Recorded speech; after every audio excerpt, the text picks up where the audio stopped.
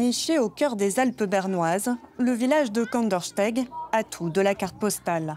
Mais ces maisons pittoresques au départ de sentiers très prisés des randonneurs vivent avec une épée de Damoclès au-dessus de leur tête, le Spitzerstein. À 3000 mètres d'altitude, ce pic rocheux qui surplombe la commune s'agite de plus en plus. 15 millions de mètres cubes de roches sont au mouvement et menacent de s'effondrer. Vendredi passé, c'était entre 1 cm et 1,5 cm le mouvement par jour. Chaque semaine, le village informe les habitants sur l'évolution de la situation.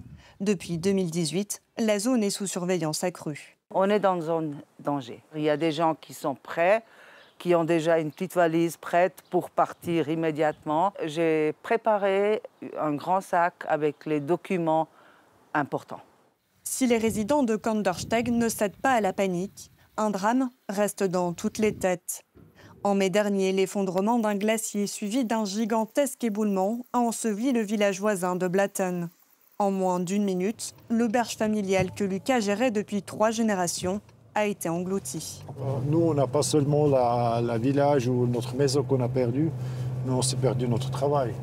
Les 300 habitants avaient été évacués avant que plusieurs millions de mètres cubes de roches ne coupent la vallée en deux et provoquent ce lac artificiel.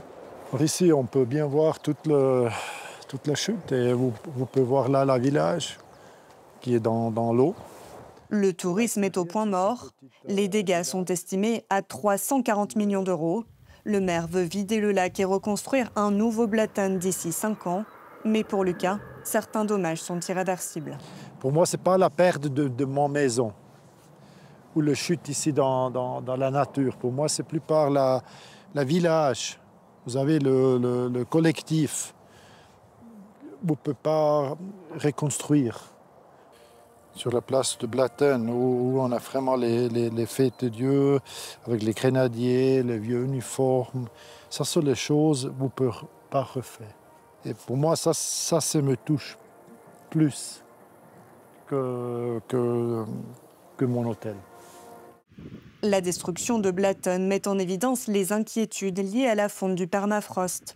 Les glissements de terrain et inondations deviendront plus fréquents, alors que les températures continuent de grimper sur les massifs alpins. Plus 3 degrés en 50 ans, le double de la moyenne mondiale. Ouf. Ici, la neige au mois de juillet n'est qu'un signe de plus du dérèglement climatique. Alors on est sur le glacier du Rhône. Il y a 2 jours, il faisait encore 20 degrés là. Ce scientifique documente la situation. La fonte s'accélère et atteint des niveaux records ces dernières années. Il y a 15 ans, ce lac n'existait pas. Même il y a 2 ans, le glacier peut-être là où on est maintenant.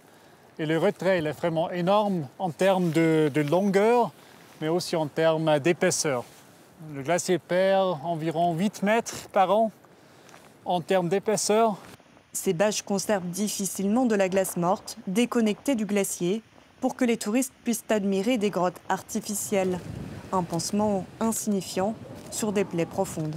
C'est vraiment un processus nouveau que les glaciers ont ces grands trous. Les glaciers suisses disparaîtront d'ici 2100 si les émissions de gaz à effet de serre ne diminuent pas drastiquement. En Suisse, on a perdu 40% de la glace dans les dernières 25 années. L'eau de fonte des glaciers est vraiment importante pour l'aval, pour les vallées, mais aussi pour tout le Rhône jusqu'aux Méditerranée. Les glaciers fondent dans les périodes chaudes et secs. Et c'est exactement là qu'on a besoin de l'eau. Et quand les glaciers ont disparu, cette eau va manquer dans ces périodes critiques. Conséquences pour la population, l'agriculture, les ressources en eau potable ou encore en énergie seront impactées. La production hydraulique doit déjà être adaptée. Ce barrage, situé à la frontière française, approvisionne plus de 200 000 foyers en électricité.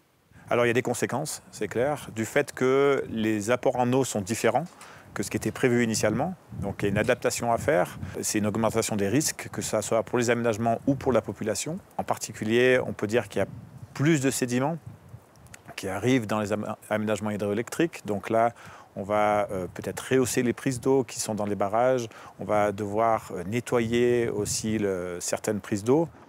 Une minorité de glaciers alpins peuvent encore être préservés. C'est le cas aussi à l'échelle de la planète, à condition de limiter dès maintenant le réchauffement climatique.